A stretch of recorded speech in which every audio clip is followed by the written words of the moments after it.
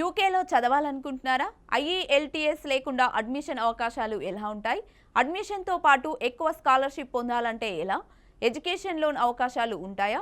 ఇలాంటి సందేహాల నివృత్తితో పాటు సలహాలు సూచనలు ఇవ్వడానికి మనతో పాటు ఉన్నారు Excel education group senior advisor Manohar garu మనతో పాటు ఉన్నారు. సార్తో మాట్లాడదాం. Hi sir. Hello. Hello. Good sir, ఇప్పుడు యూకేలోనే ఎందుకు చదువుకోవాలి? అక్కడ ఎడ్యుకేషన్ సిస్టమ్ ఎలా ఉంటుంది sir? So especially Indian students జనరల్గా ఇండియన్ స్టూడెంట్ మైండ్ సెట్ ప్రకారంగా చూసుకుంటే అబ్రాడ్ ఎడ్యుకేషన్ అనగానే స్టూడెంట్స్ కామన్గా గుర్తుకొచ్చాయి 4 countries: US, UK, Canada, Australia. అందులో one of the major country UK. So యూకేలోనే ఎందుకు చదువుకోవాలంటే rest of the countries A country తీసుకున్నా మాస్టర్స్ ప్రోగ్రామ్ కానీ ఎడ్యుకేషన్ సిస్టమ్ కానీ అన్నీ డిఫరెంట్గా ఉండేది. యూకేలో వచ్చేసరికి ఎస్పెషల్లీ ఒక పర్టిక్యులర్ స్ట్రీమ్ ఆఫ్ ఎడ్యుకేషన్ ఉండిద్ది.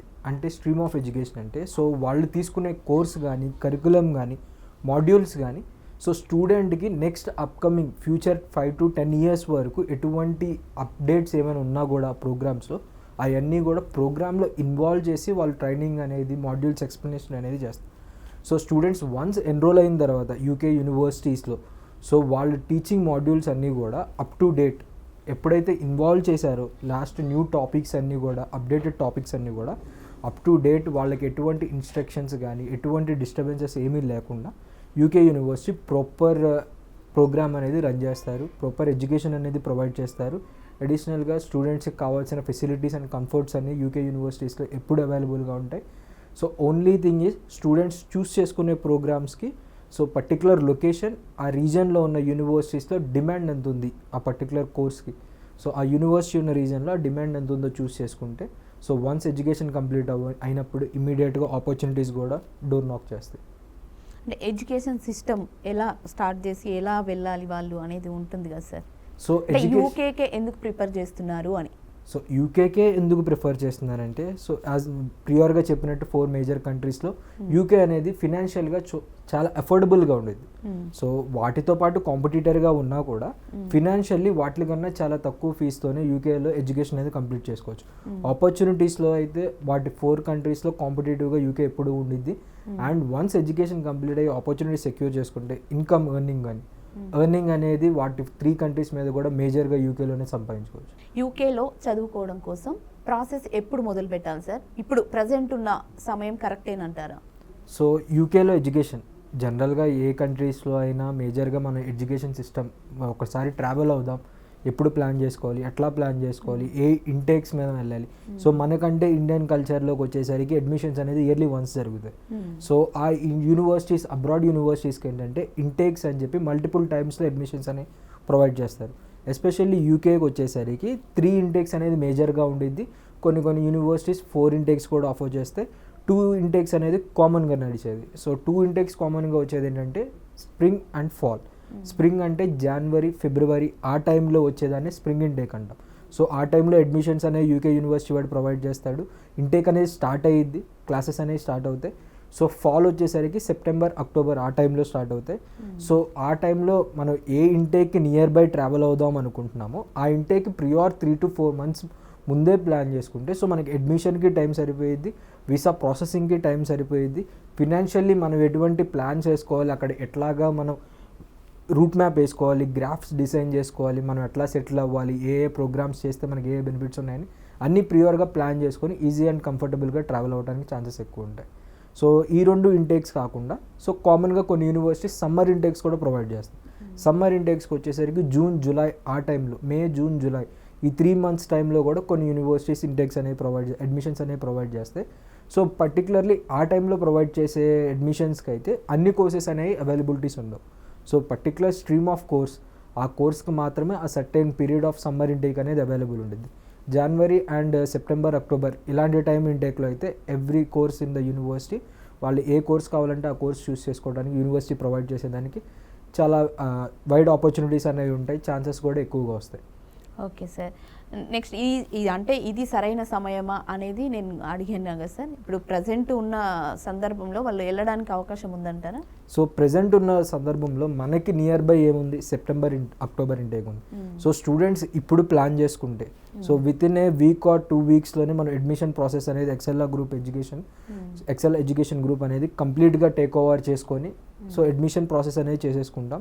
సో వన్స్ మనం అడ్మిట్ అయిన తర్వాత యూనివర్సిటీలో సో వన్స్ మనకి అన్ని కన్ఫర్మేషన్ లెటర్స్, ఆఫర్ లెటర్ కానివ్వండి, క్యాష్ లెటర్ అంటారు, confirmation of admission letter from the universities, అంటే అడ్మిట్ కన్ఫర్మ్ అయినట్టు మీకు ఆ యూనివర్సిటీ నుంచి కన్ఫర్మేషన్ లెటర్ వస్తేనే మనం వీసా స్టార్ట్ చేయగలం. సో ఆ లెటర్ అవన్నీ కూడా మనకి with in a week or 2 వీక్స్లో మనం అంత ప్రాసెస్ అంతా అయిపోయింది. సో వన్స్ అది రాగానే మనం వీసా ప్రాసెస్ అనేది స్టార్ట్ చేసుకుంటాం. సో వీసా ప్రాసెస్కి మనం అట్లీస్ట్ ఒక 1 మంత్ ఆర్ 2 మంత్స్ ఎర్లీగా స్టార్ట్ చేసుకుంటే ఇంటేక్కి సో మనకి సక్సెస్ వచ్చే ఛాన్సెస్ ఎక్కువ ఉంటాయి. ఎందుకంటే మనకి ప్రిపరేషన్ టైం ఉండిద్ది, డాక్యుమెంట్స్ అన్నీ ఈజీగా వెరిఫై చేసుకుంటాం, ఫినాన్షియల్స్ అన్నీ కూడా ప్రాపర్గా సబ్మిట్ చేసుకుంటాం. సో ఎక్స్ప్లెనేషన్ ఎస్ఓపీస్ ఏమైనా ఉన్నా కూడా సో మనం క్లియర్గా రాసుకొని వాళ్ళ ఎంబసీస్కి అర్థమయ్యేలా చెప్పి మనం వీసా సక్సెస్ అనేది ఈజీగా స్కోర్ చేయొచ్చు. సార్ ఇప్పుడు మామూలుగా ఎక్సెల్ ఎలా స్టార్ట్ చేశారు, ఎక్కడెక్కడ బ్రాంచెస్ ఉన్నాయి మీవి, మిమ్మల్ని ఎలా అప్రోచ్ అవ్వాలి స్టూడెంట్స్? సో ఎక్సెల్లా అనేది యుఎస్ బేస్డ్ కంపెనీ. సో అది స్టార్ట్ అయింది యుఎస్లో. సో అవర్ చైర్మన్ అరవింద్ అరసరవల్లి గారు సో విత్ ఏ మోటివ్, అంటే ఒక ఉద్దేశంతో స్టూడెంట్స్కి ఎటువంటి ఇష్యూస్, అతను కూడా ఒక ఇంటర్నేషనల్ స్టూడెంట్, ఎంబీఏ యుఎస్లో కంప్లీట్ చేసి వచ్చారు.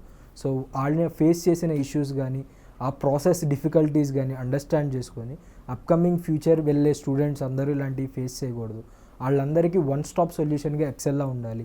సో ఫర్ సపోజ్ ఎడ్యుకేషన్ పరంగా కాకుండా మనం ఇచ్చే అసిస్టెన్స్ కూడా స్టూడెంట్స్కి క్లియర్ అండ్ క్లారిటీగా ఉండి ఈజీగా ఉండాలి. సో వాళ్ళు మల్టిపుల్ డోర్స్ నాక్ చేసి నాకు ఈ ప్రాసెస్ తెలియలేదు, ఈ ప్రాసెస్ కావాలి, లేకపోతే లోన్ కావాలి, వీసా ప్రాసెస్ కావాలని డిఫరెంట్ ప్లేసెస్కి తిరగాల్సిన అవసరం లేకుండా వన్ స్టాప్ సొల్యూషన్గా ఎక్సెల్లాన్ అనేది ఫౌండ్ చేశారు. సో ఎక్సెల్లాన్ని ఎక్కడెక్కడ లొకేట్ చేశారు అంటే మేజర్గా ఇండియాలో వచ్చేసరికి ఏపీ అండ్ తెలంగాణ, ఈ 2 స్టేట్స్లో, ఆంధ్రప్రదేశ్ అండ్ తెలంగాణ, ఈ 2 స్టేట్స్లో, ఆంధ్రప్రదేశ్లో వచ్చేసరికి విజయవాడ అండ్ గుంటూరు, ఈ 2 లొకేషన్స్లో ఉంది. అండ్ తెలంగాణ వచ్చేసరికి హైదరాబాద్లో ఎస్పెషల్లీ సోమాజిగూడ, కూకట్పల్లి, కేబిహెచ్పి లొకేషన్లో అండ్ మాదాపూర్ లొకేషన్, ఈ 3 లొకేషన్స్లో ఉన్నాయి. సో స్టూడెంట్స్ ఎట్లాగా ఈ లొకేషన్స్లో నియర్ బై ఉంటే ఆటోమేటిక్గా ఆఫీస్కి విజిట్ అవ్వచ్చు, లేదు నియర్ బై లేదంటే ఆన్లైన్ సర్వీస్ కూడా 24/7 అవైలబిలిటీ ఉంటుంది. సో మీరు ఆన్లైన్ వెబ్సైట్గానే రీచ్ అవ్వచ్చు, లేకపోతే మేము ప్రొవైడ్ చేసే నెంబర్స్ ఇక్కడ ఈ ఇంటర్వ్యూస్లో కానివ్వండి, మీకు పోస్టర్స్లో కానివ్వండి, వెబ్సైట్స్లో కానివ్వండి, సోషల్ మీడియాలో కానివ్వండి, ఎక్సెల్లా ఎడ్యుకేషన్ గ్రూప్ అని ఎక్కడైనా ఏ నెంబర్ అయినా కనిపించిందంటే దానికి ఆటోమేటిక్గా రీచ్ అయితే వన్ స్టాప్ సొల్యూషన్ కింద అన్నిటికీ మీకు ఆన్సర్స్ అక్కడే దొరికితే మీ ప్రాసెస్ ఈజీగా కంప్లీట్ చేస్తాం. సార్ IELTS లేకుండా ఎలా అడ్మిషన్ పొందొచ్చు అంటారు సార్? సో జనరల్గా మనం ప్రీవియస్గా డిస్కస్ చేసుకున్నట్టు అడ్మిషన్ ప్రాసెస్కి వెళ్ళినప్పుడు ఇంగ్లీష్ ప్రొఫిషియన్సీ గురించి మాట్లాడుకున్నాం. IELTS అని కానివ్వండి, టోఫిల్ అని కానివ్వండి, డూలింగో అని కానివ్వండి, ఇలాంటివన్నీ English proficiency test. So major countries English speaking కంట్రీస్కి ఏ దానికైనా మనం అప్లికేషన్ అనేది సబ్మిట్ చేసామంటే మ్యాండేటరీగా ఈ టెస్ట్ అనేవి అడుగుతాయి. బట్ యూకేలో మీకు వచ్చే బెనిఫిట్ ఏంటంటే ఇది ఒక ఇంగ్లీష్ స్పీకింగ్ కంట్రీ అయినా కూడా సో స్టూడెంట్కి ఇచ్చే మేజర్ బెనిఫిట్ ఏంటంటే on the basis of your inter score, ఇంటర్లో ఇంగ్లీష్లో 75 స్కోర్ చేశారు అంటే డైరెక్ట్ అడ్మిషన్ అనేది వచ్చింది. లేదు మనం ఇంటర్లో కూడా అట్లా కాదు, యూనివర్సిటీకి అడిషనల్ రిక్వైర్మెంట్ కావాలి, లేదంటే వేరే డాక్యుమెంట్స్ చూపించండి అంటే MOI మీడియం ఆఫ్ ఇన్స్ట్రక్షన్ అంటారు. సో మనం ఏ కంట్రీలో అంటే ఏ ఇన్స్టిట్యూషన్లో చదివామో ఆ ఇన్స్టిట్యూషన్లో ఏ ప్రోగ్రామ్ చదివాం అది ఇంగ్లీష్ మీడియంలో చదివామా లేదా అని ప్రూఫ్ కావాలి వాళ్ళకి. సో మనం ఇంగ్లీష్ మీడియంలో చదివాము అనే ప్రూఫ్ యూనివర్సిటీకి ప్రొవైడ్ చేసామంటే దాని బేసిస్ మీద కూడా మనకి డైరెక్ట్ అడ్మిషన్ అనేది వచ్చేది. సో IELTS అనేది మేజర్ రిక్వైర్మెంటే కాదు, సో మీరు వితౌట్ IELTS కూడా మీకు అడ్మిషన్ అనేది ఈజీగా వచ్చేది. సో ఇది మేజర్ బెనిఫిట్ స్టూడెంట్స్కి. ఒక డ్రీమ్ డెస్టినేషన్కి మేజర్ కంట్రీకి వితౌట్ IELTS మీరు అడ్మిషన్స్ అనేది స్కోర్ చేసుకోవచ్చు, వీసా అనేది కూడా అటెండ్ అవ్వచ్చు. ఓకే సార్, అంటే మనకి మామూలుగా చూసుకుంటే ఎలాంటి ప్రోగ్రామ్స్ అందుబాటులో ఉంటాయి సార్? నెక్స్ట్ ఇంకా అందరికీ అందుబాటులో ఉండేటట్టుగా ట్యూషన్ కాస్ట్ ఎంత ఉండొచ్చు అంటారు సార్? సో ఇది మేజర్ ఇంపార్టెంట్ క్వశ్చన్ స్టూడెంట్స్కి. సో నేను అబ్రాడ్ ఎడ్యుకేషన్ స్టూడెంట్స్ ప్రతి ఒక్కళ్ళ మైండ్లో ఉండేది అబ్రాడ్ ఎడ్యుకేషన్కి ప్లాన్ చేస్తున్నాను, ఎటువంటి కోర్సెస్ తీసుకోవాలి, ఏ కోర్స్ తీసుకుంటే నాకు అక్కడ ఫ్యూచర్ బాగుంటుంది, అదర్వైజ్ నేను అక్కడి నుంచి ఇండియాకి వచ్చినా కూడా నాకు ఈజీగా ఆపర్చునిటీస్ ఎట్లా వస్తాయి ఏ కోర్సెస్ తీసుకుంటే. సో మనకి ట్రెండింగ్లో ఉన్నది మేజర్ ఇప్పుడు వరల్డ్లో రన్ అవుతుంది అంతా కూడా టెక్నాలజీ కోర్సెస్, టెక్నాలజీ మీద వరల్డ్ అంతా రన్ అవుతుంది. సో మేజర్గా మన ఇండియన్స్ కూడా ఎక్కువ గ్రాడ్యుయేషన్స్ వచ్చేది ఐటీ సెక్టార్స్ నుంచి వస్తారు గ్రాడ్యుయేట్స్. సో వాళ్ళు ప్లాన్ చేసేది కూడా want to enter in to the IT sectors. So వాటికి ఏంటంటే యూకే అనేది ఐటీ సెక్టార్కి ఒక డ్రీమ్ డెస్టినేషన్. సో మీరు డేటా సైన్స్ తీసుకోండి, ఆర్టిఫిషియల్ ఇంటెలిజెన్స్ తీసుకోండి, కంప్యూటర్ సైన్స్ తీసుకోండి, ఇన్ఫర్మేషన్ సిస్టమ్స్ తీసుకోండి, ఎటువంటి టెక్నాలజికల్ కోర్సెస్ ఏదైనా తీసుకుందాం అనుకున్నా కూడా యూకేలో అట్లాంటి పర్టికులర్ కోర్సెస్కి చాలా డిమాండ్ ఉండిద్ది. సెకండ్ వచ్చేసి నర్సింగ్, మెడికల్ చేసేవాళ్ళు చాలామంది ఉంటారు, మెడికల్ ఆపర్చునిటీస్ కోసం వెయిట్ చేసేవాళ్ళు చాలామంది ఉంటారు. సో యూకే కంట్రీలో కానీ సో అక్కడ వాళ్ళకు ఉన్న డిమాండ్ నర్సింగ్స్ కానీ లేకపోతే ఫార్మాసిటికల్స్ కానీ క్లినికల్ ఎక్స్పీరియన్స్ ఉన్న వాళ్ళు కానీ కోర్సెస్ చేసిన వాళ్ళు కానీ ఇలాంటి కోర్సెస్ చేసిన వాళ్ళకి ఆపర్చునిటీస్ అనేవి కంట్రీలో డిమాండ్ ఎక్కువ ఉంది, అట్లాంటి పర్సన్స్ అట్లాంటి డిజిగ్నేషన్ ఉన్న పీపుల్ కోసం అని చెప్పి. సో మీరు అలాంటి కోర్సెస్ని గ్రాప్ చేసుకొని కంప్లీట్ చేశారంటే మీకు ఇమీడియట్ ఆపర్చునిటీస్ వస్తాయి. కామన్గా ఎవ్రీ కంట్రీలో ఉన్నట్టే యూకేలో కూడా management courses the best courses ఉంటాయి. సో మేనేజ్మెంట్ లైక్ ఎంబీఏ కానీ ఇంటర్నేషనల్ బిజినెస్ మేనేజ్మెంట్ కానివ్వండి లేకపోతే ప్రాజెక్ట్ మేనేజ్మెంట్ రిలేటెడ్ కోర్సెస్ కానివ్వండి. సో ఇలాంటి మేనేజ్మెంట్ కోర్సెస్ ఏం తీసుకున్నా కూడా ఆపర్చునిటీస్ వైడ్గానే ఉంటాయి. So these kind of courses are very demand in UK. So once you completed అంటే మీరు ఒకసారి ఎడ్యుకేషన్ కంప్లీట్ అయిన తర్వాత మీకు ఆపర్చునిటీస్ కూడా ఆటోమేటిక్గా విత్ ఇన్ 3 to 6 months స్పాన్లో ఈజీగా స్కోర్ చేయొచ్చు. అండ్ స్కాలర్షిప్ విషయానికి వచ్చేస్తే సో వన్స్ మనకి అడ్మిషన్ అప్లికేషన్స్ అన్నీ సబ్మిట్ అయిపోయిన తర్వాత వాళ్ళు రివ్యూ చేయగానే యూకే కంట్రీ అనేది బెస్ట్ స్కాలర్షిప్ స్టూడెంట్స్కి ప్రొవైడ్ చేసేది. So not a single type of scholarship they are going to provide. So వాళ్ళ దగ్గర ఓన్లీ 1-2 స్కాలర్షిప్ టైప్స్ ఉండవు. So 3 to 4 types of scholarships ఉంటాయి. సో ఫర్ సపోజ్ మీరు ఇంటర్నేషనల్ స్టూడెంట్ యూకేలో కాకుండా అవుట్ సైడ్ యూకే నుంచి వస్తున్నారు, ఆటోమేటిక్ ఇంటర్నేషనల్ స్టూడెంట్ కింద కన్సిడర్ అవుతారు కాబట్టి సో ఇంటర్నేషనల్ స్టూడెంట్ స్కాలర్షిప్స్ అనేవి కొన్ని ఆటోమేటిక్ అప్లికబుల్ అవుతాయి. లేదు మనకి ఈ స్కాలర్షిప్ మిస్ అవుతుంది, ఈ స్కాలర్షిప్ యూనివర్సిటీ వాడు ప్రొవైడ్ చేయట్లేదు అంటే ఎర్లీ బర్డ్ స్కాలర్షిప్ అని ఒకటి ఉండేది. సో వన్స్ మీకు అప్లికేషన్ సబ్మిట్ అవ్వగానే సో వన్స్ మీకు వాళ్ళు ఆఫర్ లెటర్ ఇవ్వగానే ఎంత స్పీడ్గా మీరు ఆ ఆఫర్ని యాక్సెప్ట్ చేస్తున్నారు, ఎంత రెడీగా ఉన్నారు, ఎంత ఈగర్గా ఉన్నారో వాళ్ళు చూసి అప్రిషియేషన్ కొద్దీ మీకు ఎర్లీ బర్డ్ స్కాలర్షిప్ అని సర్టెన్ అమౌంట్ అనేది మీకు స్కాలర్షిప్ అమౌంట్ కింద ఇస్తారు.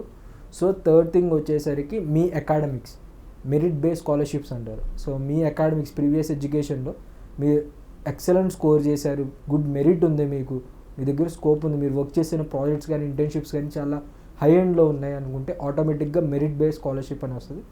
ఇవన్నీ కాకపోయినా కూడా వైల్ యూఆర్ ఎడ్యుకేటింగ్ లైక్ మీరు ఒక చదువుతున్న టైంలోనే యూకేలో ఆ స్కాలర్షిప్ మీ క్రెడిట్స్ అనేవి కానీ లేకపోతే మీ ఇన్వాల్వ్మెంట్ అనేది కానీ ఎక్కువ ఉందంటే ఆటోమేటిక్గా మీరు చదువుతున్న టైంలో కూడా స్కాలర్షిప్ స్కోర్ చేసుకునే అవకాశం ఉంది. స్కాలర్షిప్ అమౌంట్ అనేది వేరీ అవుతూ ఉంటుంది యూనివర్సిటీ టు యూనివర్సిటీ.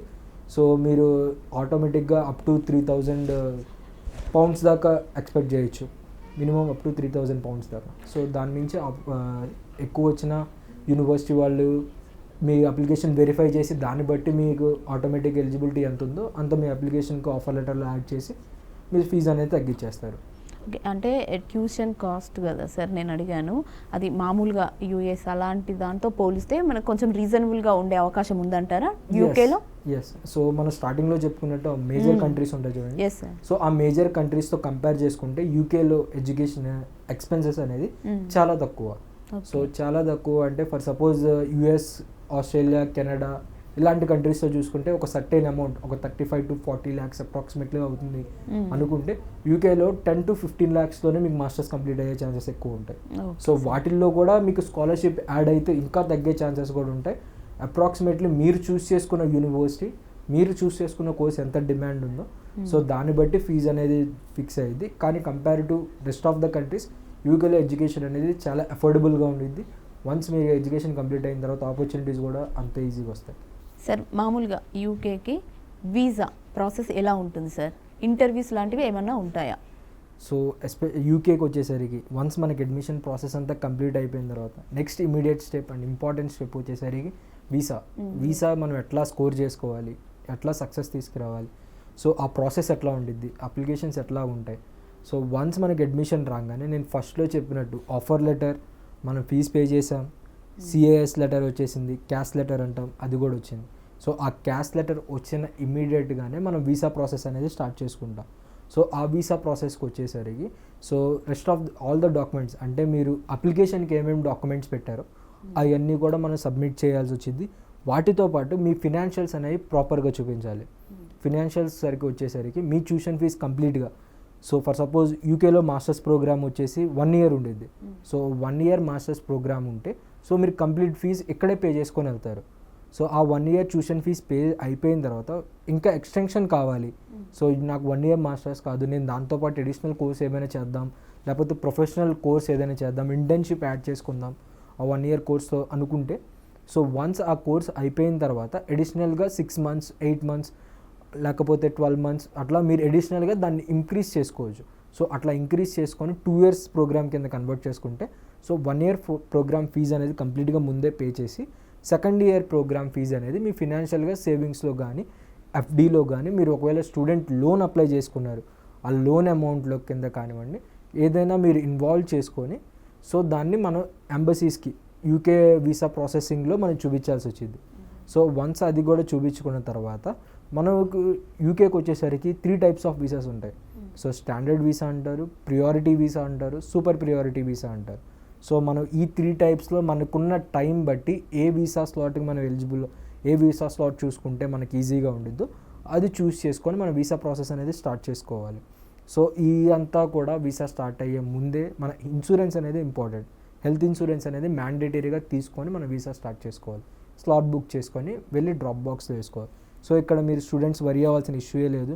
యూఎస్ లాగా మనకి ఇక్కడ వీసా ఇంటర్వ్యూస్ పెట్టి స్టూడెంట్ ప్రెషరైజ్డ్ అయ్యి ఇంటర్వ్యూ ఎక్సలెంట్గా పర్ఫామ్ చేయకపోతే ఆటోమేటిక్ రిజెక్షన్స్ అట్లా వచ్చినాయని ఆ ప్రాబ్లం ఏం లేదు. ఇక్కడ ఇంటర్వ్యూస్ ఏముండవు, జస్ట్ మీరు వెళ్ళి డ్రాప్ బాక్స్ వేసి వచ్చేసిన తర్వాత వెరిఫై అయిపోయి సక్సెస్ఫుల్గా మీ వీసా అనేది రివ్యూ జరిగితే ఆటోమేటిక్గా అప్డేట్ అనేది స్టాంప్తో పాటు మీ ఇంటికి పాస్పోర్ట్ అనేది వచ్చేసింది. లేదు ఏదైనా మిస్కాలిక్యులేట్ అయింది, మిస్ప్రొనౌన్స్ అయింది, లేకపోతే అండర్స్టాండింగ్ లేదు, వీసా రిజెక్ట్ అయిందన్నా కూడా అప్డేట్ అనేది మనకి ప్రియార్గా వచ్చేది కాబట్టి అది కరెక్ట్ చేసుకొని ఇమీడియట్గా నెక్స్ట్ టైంకి అప్లై చేసుకోవడానికి ఛాన్సెస్ కూడా ఉంటాయి. సార్ స్టూడెంట్స్ యూకే వెళ్ళాక ఎలా సర్వైవ్ అవ్వాలి సార్?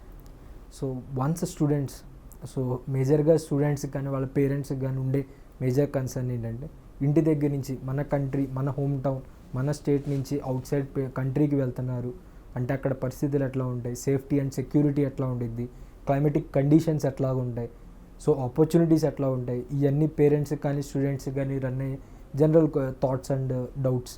సో దానికి వచ్చేసరికి యూకేకి, ఎస్పెషల్లీ యూకే కంట్రీకి ఏంటంటే వర్స్ట్ డైవర్సిటీ అంటే మల్టిపుల్ కల్చర్ ఉన్న పీపుల్ అనేవాళ్ళు యూకేలో ఉంటారు. సో మీకు ఎటువంటి భయం ఉండక్కర్లేదు. సో నేను ఒక పర్టికులర్ రీజన్ నుంచి వచ్చాను, నేను ఆక్వర్డ్గా ఫీల్ అవ్వాలేమో, అంతా ఒక యూనిటీ లాగా ఉన్నారంటానికి లేదు. సో మల్టిపుల్ డెస్టినేషన్స్ నుంచి ట్రావెల్ అయ్యే స్టూడెంట్స్ ఉంటారు. కల్చరల్ డైవర్సిటీ అనేది మేజర్గా ఉండిద్ది యూకేలో. సేఫ్టీ అండ్ సెక్యూరిటీ అనేది స్టూడెంట్స్కి యూనివర్సిటీ కానీ, ప్లేస్ కానీ, కంట్రీ కానీ 24/7 అవైలబుల్గానే ఉండిద్ది. స్టూడెంట్ సెక్యూరిటీ అనేది మేజర్ కన్సర్న్ కింద తీసుకొని వాళ్ళు ఎటువంటి సపోర్ట్ కావాలన్నా యూకే గవర్నమెంట్ కానివ్వండి, యూనివర్సిటీస్ కానివ్వండి రెడీగానే ఉంటాయి. అండ్ క్లైమేటిక్ కండిషన్స్కి వచ్చేసరికి సో కొద్దిగా క్లైమేటిక్ కండిషన్కి అడ్జస్ట్ అవ్వాల్సి వచ్చింది. సో ఇనీషియల్ 3 months అనేది చాలా ఇంపార్టెంట్. సో ప్రిపరేషన్కి కానీ, బాడీ అడ్జస్ట్ అవ్వడానికి కానీ ఆ 3 months మనం గట్టిగా మనకు కావాల్సిన ప్రోటీన్స్ కానీ అట్లా హెల్త్ కాన్షియస్గా ఉండుంటే సో ఆటోమేటిక్గా కండిషన్స్కి మనం అడ్జస్ట్ అవుతాం. సో మరీ మైనసెస్లోకి వెళ్ళిపోయి మరీ తీసుకోలేనంత కోల్డ్నెస్ అనేది ఏమి ఉండదు. సో ఫ్రెండ్లీ ఎన్విరాన్మెంట్ ఉండిద్ది. క్లైమేటిక్ కండిషన్స్ కూడా చాలా హెల్తీగా ఉంటాయి, వెల్తీగా ఉంటాయి. సార్ అడ్మిషన్కి కావాల్సినవి ఏంటి? సో యూకే యూనివర్సిటీస్కి అడ్మిషన్కి జనరల్గా రిక్వైర్మెంట్స్ ఏంటంటే, ఫర్ సపోజ్ ఇప్పుడు మీరు బ్యాచిలర్స్ డిగ్రీస్కి అప్లై చేస్తున్నారు. సో బ్యాచిలర్స్ డిగ్రీస్కి వెళ్ళేటప్పుడు మనం 10th ఇంటర్మీడియట్ అనేది కంప్లీట్ చేసి ఉండాలి. సో ఆ డాక్యుమెంట్స్ అన్నీ ప్రాపర్గా మన దగ్గర ఉండాలి. సో ఆ డాక్యుమెంట్స్తో పాటు మన updated resume, so updated resume అని అనొచ్చు, CV అని అనొచ్చు. సో అది మాత్రం మన అప్డేటెడ్లో ఉండాలి. అంటే మనం ఇంటర్ 10th కాకుండా ఏమైనా అడిషనల్ సర్టిఫికేషన్స్ చేసామా, సో ఏదైనా వర్క్ ఎక్స్పీరియన్స్ ఏమైనా గెయిన్ చేసుకున్నామా, ఏదైనా యాక్టివిటీస్ ఏమైనా ఇన్వాల్వ్ అయి ఉన్నామా, సో మనం క్లియర్గా CVలో అప్డేట్ చేసుకుంటాం. సో వీటితో పాటు వ్యాలిడ్ పాస్పోర్ట్ అనేది చాలా ఇంపార్టెంట్. యూనివర్సిటీస్కి అప్లై చేసినప్పుడు వెరిఫై చేసేది ఫస్ట్ థింగ్ పాస్పోర్టే. So valid passport. కొంతమంది స్టూడెంట్స్ అనుకుంటారు సో మన దగ్గర 10th ఇంటర్ ఉంది, యూనివర్సిటీస్కి అప్లై చేసేసుకుందాం, పాస్పోర్ట్ వచ్చిన తర్వాత మనం సబ్మిట్ చేసుకుందాం, ఆ లోపు మనకు ఆఫర్ లెటర్ వచ్చేసింది, ప్రాసెస్ అంతా ఈజీగా అయిపోయిందండి. సో అట్లాగైతే ఇమీడియట్గా మనం ఎన్ని డాక్యుమెంట్స్ సబ్మిట్ చేసినా పాస్పోర్ట్ అనేది లేకపోతే సో మనకి అప్లికేషన్ అనేది ఫర్దర్ స్టెప్ ముందుకెళ్ళదు. సో మనం అట్లా ప్లాన్ చేసుకున్నట్టయితే ముందే ఒక 4 months ఎర్లీగా ప్లాన్ చేసుకొని రెస్ట్ ఆఫ్ ద డాక్యుమెంట్స్ అన్ని సబ్మిట్ చేసి పాస్పోర్ట్ అంటే పాస్పోర్ట్ వచ్చేలోపు మన పాస్పోర్ట్కి సబ్మిట్ చేసిన అప్లికేషన్స్ కానీ ఏమైనా ఉన్నా కూడా అది ప్రూఫ్ కింద యూనివర్సిటీస్కి పెట్టుకొని అండర్ రివ్యూ కింద మన అప్లికేషన్స్ పెట్టుకోవచ్చు. సో అండర్ రివ్యూలో ఉన్నప్పుడు వన్స్ మీరు పాస్పోర్ట్ రిసీవ్ చేసి ఇవ్వగానే వాడు డైరెక్ట్గా మీకు ఆఫర్ లెటర్ అనేది రిలీజ్ చేస్తారు. సో ఈ మేజర్ డాక్యుమెంట్స్ ఉంటాయి. అండ్ లెటర్ ఆఫ్ రికమెండేషన్స్ అంటారు. సో లెటర్ ఆఫ్ రికమెండేషన్స్ అంటే మీరు ప్రీవియస్గా చదివిన ఇన్స్టిట్యూషన్ నుంచి ఒక కన్ఫర్మేషన్ కావాలి. అంటే కాండాక్ట్ అంటాం, ఎట్లా బిహేవియర్ ఉంటుంది, ఎంత ఇంట్రెస్టెడ్ ఉంటాడు స్టూడెంట్, ఎడ్యుకేషన్ సిస్టమ్కి ఓకేనా కాదా, ఇవన్నీ కూడా మీ ప్రీవియస్ ఇన్స్టిట్యూషన్ వాళ్ళు మీ మీద కాండాక్ట్ రాసి యూనివర్సిటీస్కి ప్రొవైడ్ చేస్తారు. లేదంటే మీకు ఇచ్చిన మీరు డైరెక్ట్గా యూనివర్సిటీకి సబ్మిట్ చేయొచ్చు. సో అలాంటివి 3 లెటర్ ఆఫ్ రికమెండేషన్స్ అనేవి పెట్టుకోవాలి. సో వీటితో పాటు మనకు ఏమైనా అడిషనల్ సర్టిఫికేషన్స్ ఏమైనా చేసినా కూడా, అడిషనల్ స్పోర్ట్స్ సర్టిఫికేషన్స్ కానీ, ఏమైనా అదర్ లాంగ్వేజ్ టెస్ట్స్ కానీ ఏమైనా రాసినా కూడా, లాంగ్వేజ్ టెస్ట్ అనేసరికి ఐఎల్స్, టోఫిల్, డ్యూలింగో, పీటీఈ ఇలాంటి టెస్ట్స్ అనేవి చాలా ఉంటాయి. సో యూకేలో ఉన్న మేజర్ బెనిఫిట్ ఏంటంటే, so without IELTS or PTE అని లేకుండా కూడా direct admission on your inter English score. ఇంటర్లో ఇంగ్లీష్ స్కోర్ 75% అబోవ్ స్కోర్ చేశారు అంటే సో డైరెక్ట్ అడ్మిషన్ అనేది వితౌట్ దీస్ టెస్ట్ మీకు వచ్చేసిద్ది. సో ఇవి బ్యాచిలర్స్కి జనరల్గా మనం అప్లై చేసేది. సో మాస్టర్స్కి వచ్చేసేటప్పుడు సిమిలర్ డాక్యుమెంట్స్ ఉంటాయి. సో మీరు బ్యాచిలర్స్ డిగ్రీ కంప్లీట్ చేసిన డాక్యుమెంట్స్ కూడా సో వాటితో పాటు యాడ్ చేసి యూనివర్సిటీకి సబ్మిట్ చేస్తే ఆటోమేటిక్గా మాస్టర్స్ అప్లికేషన్ కూడా కంప్లీట్ అయిపోయింది. సో మాస్టర్స్కి వెళ్ళేటప్పుడు మీ ఇంటర్న్షిప్స్ ఏమైనా చేశారు అంటే వాటి సర్టిఫికేషన్స్ ఏమైనా ఉన్నా కూడా ప్రొవైడ్ చేయాల్సి వచ్చింది. అండ్ CV అనేది చాలా ఇంపార్టెంట్. ఏదైనా ప్రోగ్రామ్ మీరు చేశారు, అడిషనల్ ఇంటర్న్షిప్ చేశారు, దాంట్లో మీరు రూల్స్ అండ్ రెస్పాన్సిబిలిటీస్ ఏమేమి యాక్టివిటీస్లో ఇన్వాల్వ్ అయ్యి ఉన్నారో సో అవన్నీ కూడా మన CVలో ప్రాపర్గా మెన్షన్ చేసుకుంటే మనం అప్లై చేసే కోర్స్కి మనం చేసిన వర్క్స్కి ఏమైనా రిలవెంట్ ఉంది అనుకుంటే వాళ్ళు డైరెక్ట్గా వితౌట్ ఎనీ ఫర్దర్ వెరిఫికేషన్ అని చెప్పేసి మీకు అడ్మిషన్ అనేది కన్ఫర్మ్ చేస్తారు. సో ఇవన్నీ ప్రాపర్గా మనం అలైన్ చేసుకుంటే మనకి అప్లికేషన్ అనేది యూనివర్సిటీకి సబ్మిట్ అయ్యింది. సో వితిన్ 48 అవర్స్లో మనకి అప్లికేషన్ అప్డేట్ అనేది ఎక్సెల్ ఎడ్యుకేషన్ గ్రూప్ స్టూడెంట్స్కి ప్రొవైడ్ చేస్తారు. Okay sir, thank you sir, thank you so much. Thank you very much.